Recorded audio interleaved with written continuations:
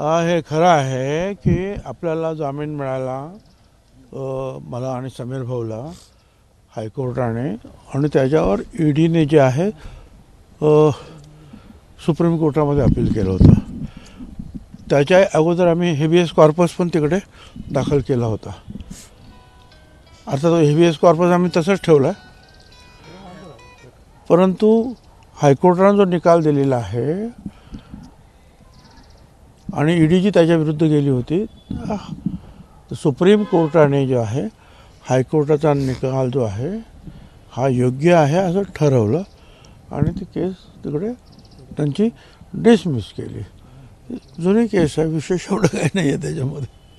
पण एकूणच या सगळ्या काळामध्ये आपल्याला जेलवारी झाली, अनेकदा त्याचा त्रासही सहन करावा लागला. आता काय करू, आता जेलवारी झाली, त्रास सहन करावा लागला, माझं काय रडत बसू का, काय करू. काय जे झालं ते झालं, कदाचित नशिबात आपलं होतं म्हणून ते झालं. पण त्याच्यानंतर न्याय तर मिळाला ना आपल्याला. काय एवढंच नाही तर त्या महाराष्ट्र सदनमध्ये गाडीचाही घोटाळा नाही हे सुद्धा जे आहे सेशन कोर्टाने दाखवलं. कारण गव्हर्नमेंटने अजून एक पैसासुद्धा दिलेला नाही.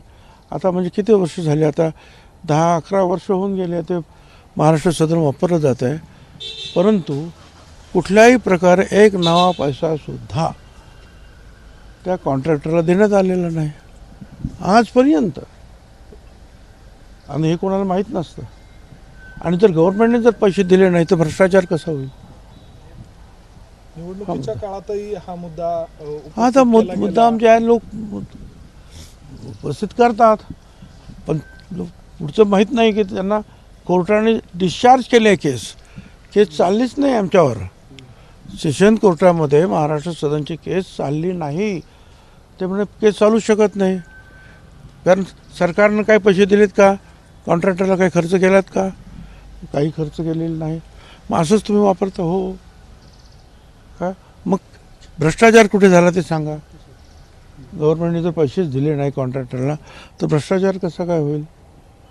आणि ते पण 100 कोटीचा तो कॉन्ट्रॅक्ट आणि अगोदरच 800 आणि 1000 आणि 10,000 वाटेल तसे हे प्रचाराचा भाग होता, राजकारणाचा भाग काय, आणि तो आमच्या नशिबी आला, तो आम्ही झेलला. साहेब, कुठल्याही योजनेत 2 ते 5% गैरप्रकार होतच असतो आणि या गैरप्रकारामुळे कोणती योजना बंद केली नाही पाहिजे असं म्हणत माणिकराव कोकाटे यांनी कोणत्याही खात्यासंदर्भात गैरप्रकार होतो असं कबूल केलं आहे. मला काय सांगायचं नाही त्याच्यावर.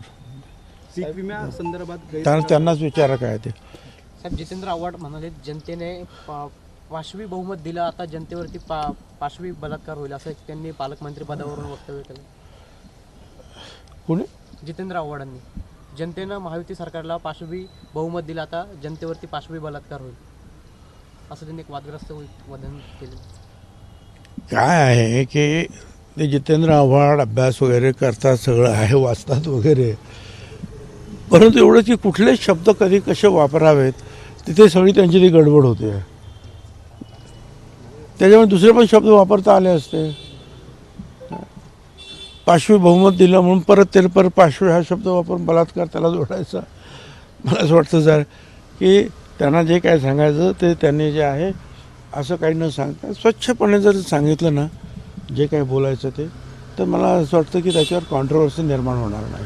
साहेब, विजय वडेट्टीवारांनी मध्यंतरी एक विधान केलं. ते असं म्हणाले की काही दिवसांनंतर राज्याच्या राजकारणामध्ये एक मोठा उदय होऊ शकतो, काही दिवसांनंतर राजकीय भूकंप वगैरे अशी काही शक्यता आपल्या दृष्टीने. मला काय माहिती नाही कुणाचा उदय होणार आहे, कुणाचा अस्त होणार आहे, मला काही कल्पना नाही. आता हे प्रश्न त्यांनी सांगितलेले आहेत, ते उदय कोण होणार, अस्त कोणाचं होणार हे त्यांनाच विचारलेलं बरं आहे ना. मी सुद्धा तुमच्या एवढंच अनभिज्ञ आहे.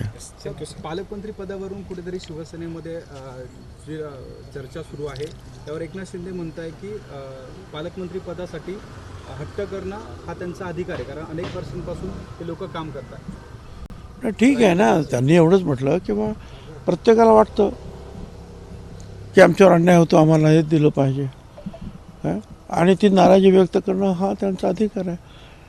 अर्थात मग त्याच्यामध्ये जे आहे सारासार विचार करून योग्य काय आहे ते मुख्यमंत्री आणि उपमुख्यमंत्री ठरवतील ना. आगामी काळात कुंभमेळा आहे नाशिकचा, त्या दृष्टीने नाशिकचं पालकत्व महत्त्वाचं मानलं जातं, या दृष्टीने प्रयत्न मोठ्या प्रमाणात होत आहे. काय वाटतं आपल्याला कुणाच्या हे पदरात पडू शकेल, कारण आता काही तासांपूर्वी त्याला स्थगिती देखील मिळाली, स्थगिती मिळालेली आहे नाशिकच्या पालकमंत्री पदासाठी, मात्र कुंभमेळ्याच्या दृष्टीने अतिशय महत्त्वाचं आहे. कुंभमेळ्याच्या दृष्टीनं हे अतिशय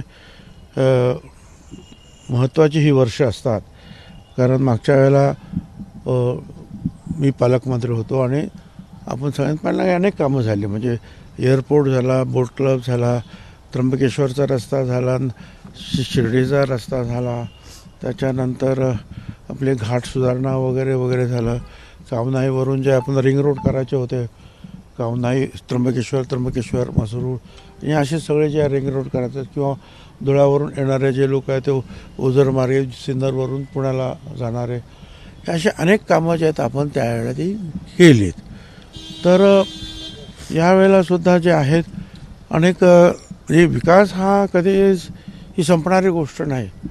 जगामध्ये ज्या नवीन नवीन गोष्टी उदयास येतात त्याप्रमाणे आपलंसुद्धा शहर असलं पाहिजे असं या सगळ्यांना वाटणं स्वाभाविक आहे. आणि त्या दृष्टीनं जो कोणी चांगले ग्रस्त येतील, चांगले मंत्री येतील, त्याच्यामुळे जो आहे या कुंभमेळ्याचा दृष्टीनं आपल्याला सगळं सोयी करता येतील येणाऱ्या करोडो लोकांसाठी, आणि त्याचबरोबर ज्या सोयी करण्यात येतील त्या पुढे नाशिककर किंवा इतरांनासुद्धा कायमस्वरूपी वापरता येतात. मध्ये पीक विमा योजना आहे, सर्वाधिक फायदा शेतकऱ्यांना होतो. खरं तर नाशिकमधल्या येवला आणि लासलगावमध्ये कांदा उत्पादक शेतकरी आहे. या संदर्भात सुप्रिया सुळे म्हणते की ही योजना बंद करू नये, यात जर काही फेरफार होत असेल तर त्यांच्यावर कारवाई केली पाहिजे. आता काय मला काय कल्पना, मी मंत्री पण नाही, मंत्रिमंडळात काय ठरतं आहे, बंद करतायत का चालू ठरतं, मला काय कल्पना नाही आहे. पण एवढंच आहे की एखादी योजना असेल तर त्याच्यातले गैरप्रकार दूर करून जे आहेत लोकांच्या फायद्याच्या दृष्टीने विचार करायला पाहिजे. एबीपी माझा, उघडा डोळे बघा नीट.